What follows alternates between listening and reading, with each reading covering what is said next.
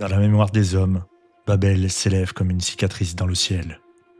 Une tour bâtie pierre après pierre, symbole de l'ambition humaine d'atteindre le divin, mais aussi du moment où l'unité s'est brisée.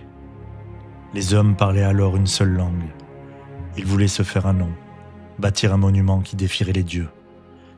Mais l'orgueil appela la confusion. Et Dieu, selon le mythe, dispersa les langues, séparant les peuples et leurs cœurs. Depuis ce jour, nous cherchons à nous comprendre. Mais souvent, nos mots bâtissent des murs plus hauts que Babel elle-même.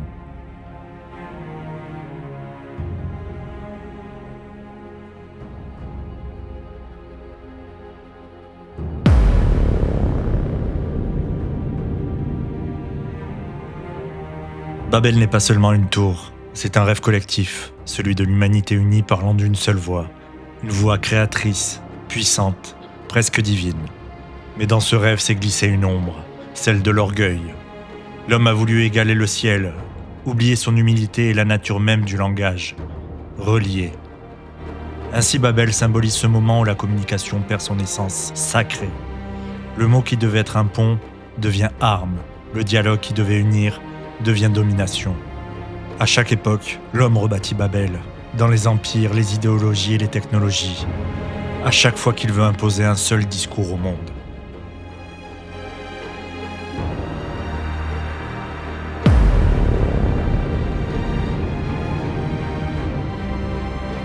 Quand les langues se sont dispersées, ce n'est pas seulement le langage qui s'est brisé, c'est la possibilité même de comprendre. La fracture de Babel, c'est celle de l'ego collectif. Chaque peuple, chaque individu s'est mis à croire que sa vérité était la seule valable. La tour s'est écroulée, et à sa place sont nées les nations, les croyances, les frontières. Aujourd'hui encore, cette fracture s'incarne. Dans les malentendus, dans les conflits d'opinion, dans les réseaux qui nous connectent, mais nous isolent au final. Nous parlons plus que jamais, mais écoutons-nous encore.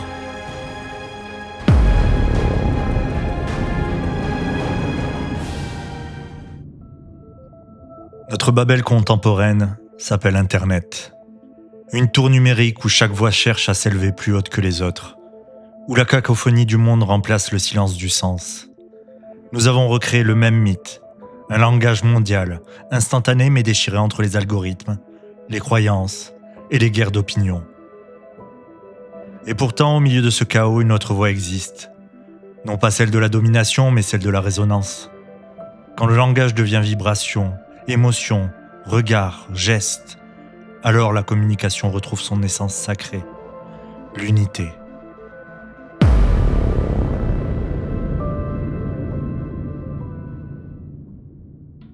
Ferme les yeux. Respire profondément. Inspire par le nez et expire par la bouche.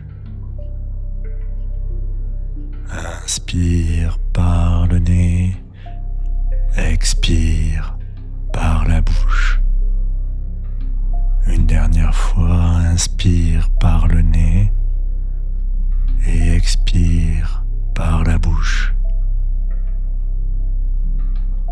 Ressens ton souffle comme une onde, un mot silencieux qui traverse tout ton être. Imagine une lumière douce au centre de ta poitrine. Elle pulse au rythme de ta respiration. C'est ton langage intérieur, ton code. Celui qui ne juge pas, qui ne cherche pas à convaincre, mais à comprendre. À chaque expiration, laisse partir les mots inutiles, les disputes, les malentendus, les quiproquos. Et à chaque inspiration, accueille le silence, le seul espace où les âmes peuvent vraiment se parler.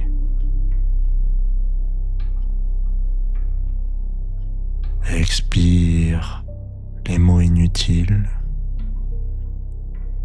Inspire le silence.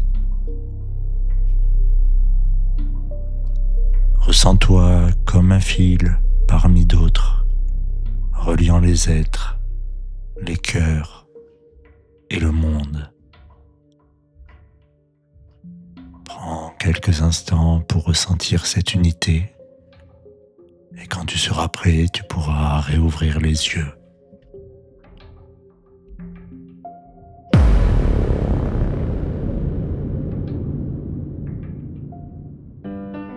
Babel n'est pas une chute, c'est une leçon.